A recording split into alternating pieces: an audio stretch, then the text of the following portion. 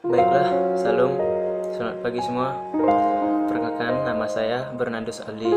Saya dari kelas 10 IPA 2. Nah, di sini tujuan saya ingin menceritakan ulang kisah Simpson yang ada di Alkitab. Nah, di Alkitab ini terdapat di Hakim-Hakim 13 sampai 16. Nah, di situ saya akan menceritakan ulang kisah tersebut.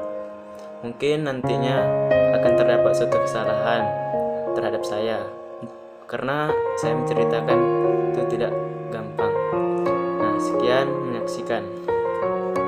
Pada zaman dulu di Israel, hiduplah seorang laki-laki yang bernama Manoah. Ia dan istrinya tidak mempunyai anak. Nah, pada suatu hari datanglah malaikat kepada istri Manoah. Lalu berkatalah malaikat itu kepada sang istri Manoah, "Kamu akan melahirkan seorang anak dan akan mengandung seorang anak laki-laki. Tapi ingat," kata malaikat, "rambutnya tidak boleh dicukur, sebab ia telah diutus oleh Tuhan untuk menyelamatkan orang Israel dari orang Filistin." Orang Israel memanglah telah melakukan hal yang jahat terhadap di mata Tuhan, sehingga Tuhan menyerahkan mereka ke dalam tangan orang Filistin tersebut. Dalam jangka waktu 40 tahun lamanya, mereka dijajah dan diperlakukan secara tidak adil. Tetapi Tuhan yang mengasihi orang Israel, Ia ingin membebaskan mereka, sehingga Ia mengirim seorang yang akan melalui seorang anak yang akan dikirimnya dari Manoah sang istri. Akhirnya suatu hari istri Manoah melahirkan seorang anak laki-laki. Lalu mereka menamainya Simpson.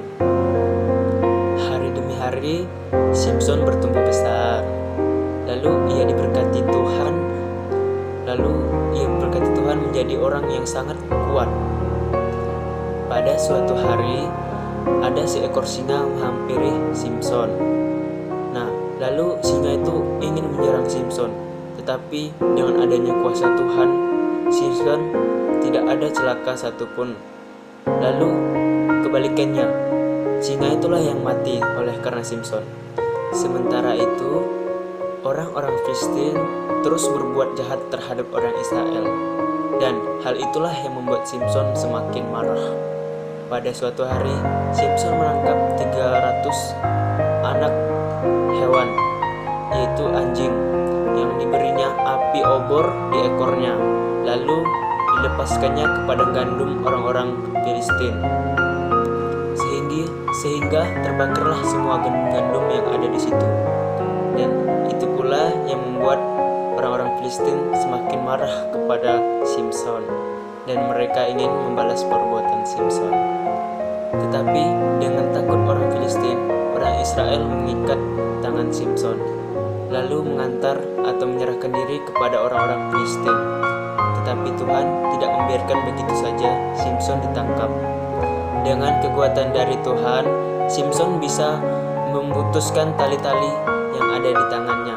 Lalu diambilnyalah sebuah tengkorak hewan, itulah yang dibuatnya senjata. Nah, lalu dipukullah semua orang-orang yang menghampiri Simpson. Habislah mereka. Tetapi orang Filistin tetap tidak mau menyerah karena itu. Saat Simpson berada di Gaza, orang-orang Filistin itu menghampiri Simpson di pintu gerbang.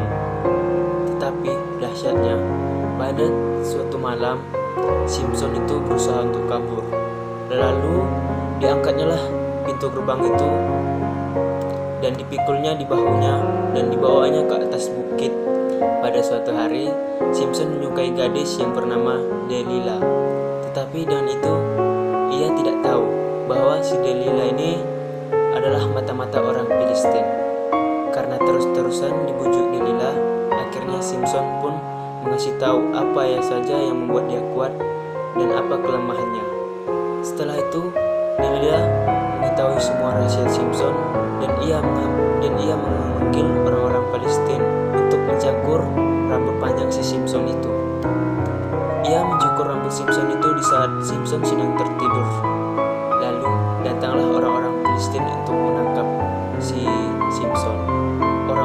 Filistin sangat kejam menghukum Simpson, sehingga matanya itu dicukil dan dikeluarkan. Simpson yang lemah, yang karena rambutnya itu, ia akhirnya ditangkap oleh orang-orang Palestina.